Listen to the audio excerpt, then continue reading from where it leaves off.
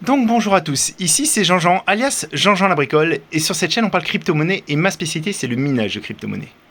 Donc aujourd'hui je voulais vous reparler d'une petite fonctionnalité bien pratique, mais que tout le monde n'utilise pas, et c'est vraiment dommage, à savoir les prises connectées pour pouvoir redémarrer son rig. Donc ça permet en fait de redémarrer son rig à distance, ou de programmer même quand une période pendant laquelle il peut s'éteindre par exemple. Donc on va voir ça tout de suite.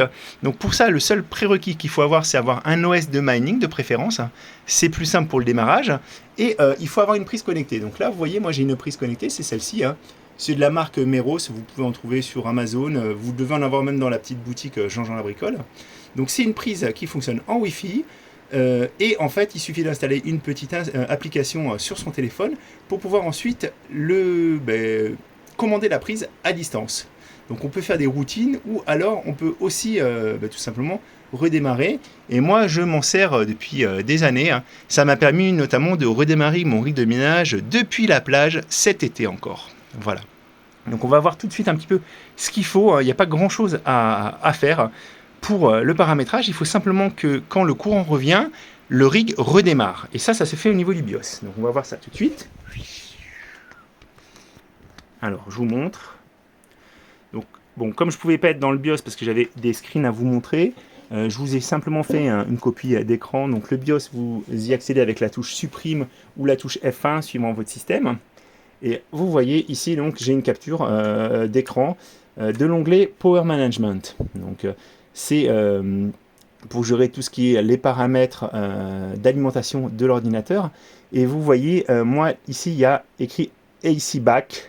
Donc quand le courant, il n'y a plus de courant forcément, l'ordinateur s'éteint, la carte mère s'éteint, et par contre quand le courant revient, à ce moment-là, en fait, le système va redémarrer de lui-même. Donc c'est ça qui permet de faire que l'ordinateur redémarre. Et en fait, donc moi, ce que j'ai fait tout simplement, c'est, je vais vous montrer maintenant la petite application. Donc vous voyez, c'est le compteur intelligent Meros, et vous voyez, alors, c'était ça que je voulais vous montrer. Voilà, ils sont là. Donc dans ma maison, j'ai mon rig cabane, le Frankenrig, le rig salon et le rig du bureau de mon épouse. Voilà. Et quand je clique sur ces boutons, en fait, de l'application, ça éteint les rigs. Et quand je reclique dessus, ça les rallume. Donc ça, c'est la base. Maintenant, en fait, moi, ce que je veux faire, c'est pouvoir l'automatiser, ça. Et c'est très simple. Il suffit d'aller dans... vous avez un petit icône routine. Et dans l'onglet routine, vous voyez, ici, vous pouvez donner des instructions à telle ou telle machine. Donc, par exemple, moi, j'ai mis une instruction d'éteindre le Frankenrig à 5h56 tous les jours. Alors je l'ai mis tous les jours, mais je ne le programme pas tous les jours parce que je veux miner. Les seules journées où je ne veux pas miner, ce sont les journées rouges d'EDF en heure pleine parce que c'est le seul moment où le kilowatt est vraiment très élevé. Tout le reste du temps, avec l'off tempo, le kilowatt est inférieur au prix du tarif bleu, sauf dans ces journées rouges en heure pleine. Mais ça, je vous en ai déjà parlé dans différentes vidéos. Donc pareil, j'ai mis des instructions similaires et quand on arrive sur une journée rouge, j'ai juste à actionner j'ai juste à les actionner là pour enclencher les routines et ça ça éteindra automatiquement mes ordinateurs. J'ai fait la même chose aussi, voilà, pour chaque fois, si vous regardez bien, j'ai fait que ça redémarre à 22h05, donc je laisse toujours une petite marge de 5 minutes parce qu'il peut y avoir une différence et c'est dommage de payer 1 kW trop cher. Et du coup, en fait, j'ai simplement allé dans l'application pour activer ou désactiver la routine. Voilà. Donc ça, c'est très simple. Ce que je voulais vous montrer, donc pour les journées rouges et journées classiques, tout simplement, je vais sur le site EDF particulier. Il n'y a même pas besoin d'être connecté et vous avez aujourd'hui donc la couleur du jour, la couleur du lendemain. Je crois qu'on l'a vers 11h à peu près cette information. Et on voit aussi qu'il reste...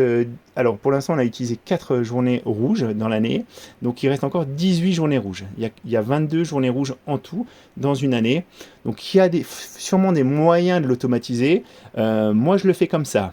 Alors, je le fais aussi de façon très basique, qu'on soit bien d'accord. Il y a des gens qui vont sûrement critiquer ma façon de procéder. Parce qu'en fait, je ne lance pas d'instruction au rig de s'éteindre. Je pourrais très bien programmer pour que le mineur s'arrête avant et qu'après le rig s'éteigne de façon un peu plus clean. Moi, avec mes prises connectées, je lance l'allumage et je lance l'éteignage. Donc je coupe le courant. Alors, il faut savoir que sur les ordinateurs modernes, surtout avec un petit Linux, une distribution Linux, il n'y a pas les risques qu'on a avec un système d'exploitation comme Windows, où il y a beaucoup de données qui sont en cache, qui pourraient poser problème au redémarrage. Moi, je vous parle avec mon expérience, c'est pas forcément la façon la plus clean de le faire, mais c'est en tout cas c'est une fonction qui marche très bien. Moi, j'ai jamais eu de soucis, je suis sur des SSD, hein, je vous rappelle, j'ai pas de clé USB, j'ai des SSD pour mes rigs de minage. Et en fait, bon, bah, c'est un cycle, c'est comme si on coupait le courant. Donc les machines sont faites pour résister à ça, je pense qu'il ne faut pas en faire trop. Après, si vous avez des meilleures solutions, des solutions simples à mettre en place, parce qu'encore une fois, moi je privilégie aussi la simplicité, n'hésitez pas à partager. N'hésitez pas à partager votre bonne façon de procéder. Moi je vous dis en tout cas, j'ai jamais eu de problème avec mes machines. Et je voulais aussi vous dire une petite chose, parce qu'en fait, je vous ai fait une vidéo sur les coins dans lesquels je veux investir, dans les coins dans lesquels je veux participer surtout. Et là, aujourd'hui, on n'arrête pas le projet Flux. Regardez, c'est tout récent, c'est d'aujourd'hui. Flux Partnership with OVH Cloud. Donc ça, c'est encore une super nouvelle.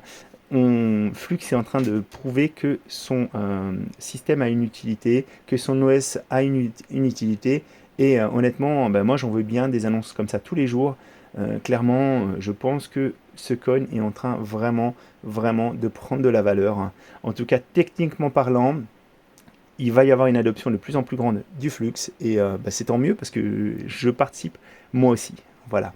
Donc j'espère que vous avez appris des petites choses. Encore une fois, c'est un peu basique. Il y a vraiment uniquement cette petite chose à faire, surtout en amont. Et les prises connectées, c'est extrêmement pratique. Même quand vous n'utilisez pas la prise connectée comme prise connectée classique, je vais vous montrer. En fait, moi par exemple sur cette machine, je n'ai même plus de petits boutons poussoirs pour allumer. Hein. J'utilise ma prise connectée et tchac, voilà. Je peux éteindre et rallumer la machine. Donc ça fonctionne parfaitement. Là, je vous montre. C'est comme si j'allais sur l'application et que je cliquais sur redémarrer. Et vous allez voir, tchac. Voilà, donc ça redémarre. Ça marche encore une fois bien. Moi je veux faire simple, pas trop forcément me prendre la tête, hein, mais je suis ouvert aussi à vos commentaires. Hein. Si vous avez une autre façon qui permet, qui permet de préserver votre matériel, n'hésitez pas à le partager. Voilà, c'était Jean-Jean et je vous dis à très bientôt les amis.